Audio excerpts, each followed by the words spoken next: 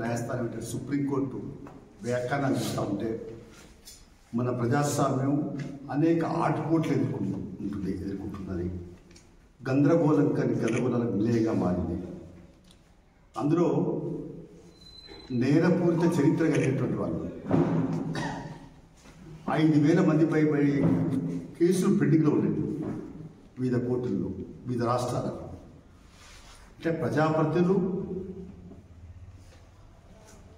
మన నేరపూరితులైతే ప్రజాస్వామ్యం ఎలా పరిణమిల్లుతుంది, ఎలా స్వచ్ఛంగా పరిపాలన సాగుతున్నది అనే ప్రశ్న. అందులో చూస్తే పార్టీ ఫిరాయింపుల చట్టం, మరొక వైపున చూస్తే ఫిరాయింపుల చట్టం ఒకటి ఉంటే నేరపూరి చరిత్ర కలిగే వాళ్ళు మరొక పౌరుట. ఈ రెండింటి పట్ల కూడా సుప్రీంకోర్టు అనేక సందర్భాలు వ్యాఖ్యానాలు చేస్తూనే వస్తున్నది. కానీ సుప్రీంకోర్టు ఏ సలహా ఇచ్చినా అవి పాటిస్తామనే పత్రంలో కేంద్రంతో నరేంద్ర మోడీ లేడు. నరేంద్ర మోడీ ఆయన ఇష్టాలపైన పరిపాలన సాగిస్తున్నాడు. అందుకని ఇప్పుడు ఇట్లా ఏమైందంటే ఎన్నికల కమిషన్కు నేరపూరిత చరిత్ర కలిగినటువంటి వాళ్ళు అఫిడవిట్లో రాసివ్వాలి.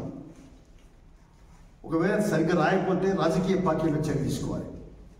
అంటే ఎలక్షన్ కమిషన్ కూడా కొన్ని అధికారాలు ఉన్నప్పటికీ అవి కూరలు లేని నాగుబావు లాగా. నాగుబావు కూరలు ఉంటే విషకూరలు ఉంటేనే ఎవరైనా భయపడతాడు. అంటే ఆ రకంగా ఈ నేరపూరి చరిత్ర కలిగేటువంటి వాళ్ళ పరిస్థితి. అసలు ఎన్ని నేరాలు ఉన్నాయి. తర్వాత ఈడీ కేసులు, ఐటీ కేసులు, సిబిఐ కేసులు, ఇలాంటి కేసులు ఉంటే ఆయన ఒక పెద్ద కార్పొరేట్ సంస్థకు అధిపతి అయితే, లేకుంటే ఒక పెద్ద పెద్ద పరిశ్రమలకు యజమాని అయితే, గుత్తేదారు అయితే, కాంట్రాక్టర్ అయితే ఏమాత్రం రుజువు అయినా ఆయన డిస్క్వాలిఫై, ఆయన ఆ పదవి కోల్పోవాల్సిందే. ఆయన ఎంపీ కానీ, ఎమ్మెల్యే కానీ, ఏదైనా పది కానీ. అలాంటి చట్టాలు వస్తుంది తప్ప సాధ్యం కాదు. ఆ చట్టాలను మోడీ తీసుకొచ్చినట్టు మేము అనుకోవట్లేదు. ఏదైనా దీనికి మొత్తం ఈ పౌర హక్కులు నాయకులు, వామపక్ష ప్రగతిశీల ప్రజాతంత్ర శక్తులు ఒక వేదిక ఏర్పాటు చేసుకునైనా కూడా ఈ దేశంలో రాజకీయ ప్రక్షాళన చేయాలి. రాజకీయాలు ఉన్నటువంటి కలుషాన్ని తొలగించాలి.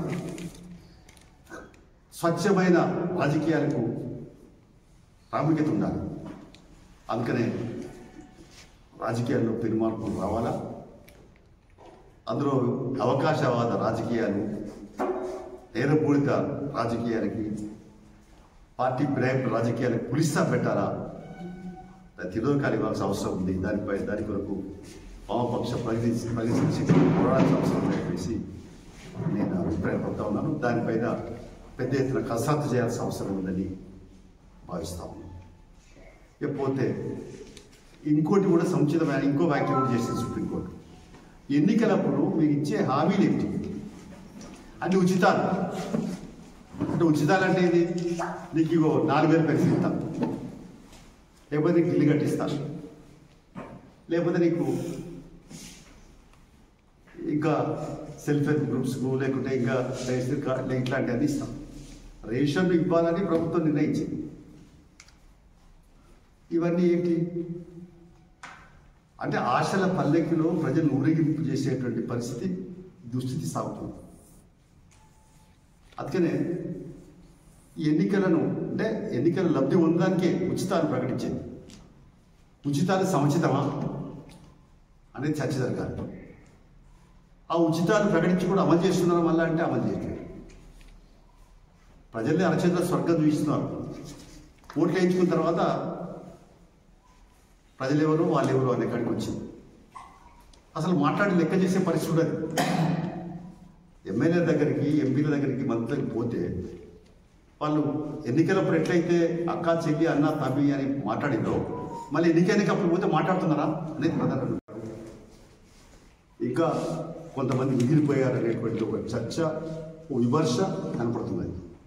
అందుకని ఏదేమైనా నిన్న మరి ముఖ్యమంత్రి గారు మొత్తం ఉప ముఖ్యమంత్రి మంత్రివర్గము లేదా అందరు ఉద్యోగులు కలిసి దీన్ని మళ్ళీ ఏదైతుందో మళ్ళీ రెండవసారి మళ్ళీ రీసర్వే చేయడానికి ఈ 16 నుంచి 25 దాకా రీసర్వే చేయడానికి మళ్ళీ ఆదేశించారు. ఇది మంచి పరిణామంగా నేను భావిస్తున్నాను. ఎందుకంటే హర్షించదగ్గ పరిణామం. ప్రజలందరిలో చర్చ ఉన్నది. ఇది అది సర్వే పూర్తి కాలేదని భావన. రీసర్వే ఇంకా అవకాశం తక్కువ గారు మళ్ళీ చేసుకొని ఇప్పుడు మళ్ళీ పేరు నమోదు చేసుకొని అంటున్నాను. మంచిదే. అయితే మేము చెప్పేది ఏంటంటే ఈ రీసర్వే ద్వారా ఎవరైతే సర్వేలో లేరో ఇప్పటికీ సర్వేలో పాల్గొనలేదో వాళ్ళందరూ కూడా పాల్గొనాలని, తర్వాత కులగన జన లెక్కలన్నీ కరెక్ట్ రావాలని, బీసీలకు 40% ఏదైతే అన్నారో అది అమలు పరచాలని, ఇట్లాంటి అనేక అంశాల మీద కూడా రేపు తప్పనిసరిగా మా పార్టీ రాష్ట్ర కార్యవర్గ సమావేశాలు రేపే ఉన్నాయి. అందరూ కూడా చర్చిస్తాం, మాట్లాడతాం. పారదర్శకంగా రానున్న కాలంలో ప్రభుత్వాన్ని దృష్టి కూడా తీసుకెళ్తాం.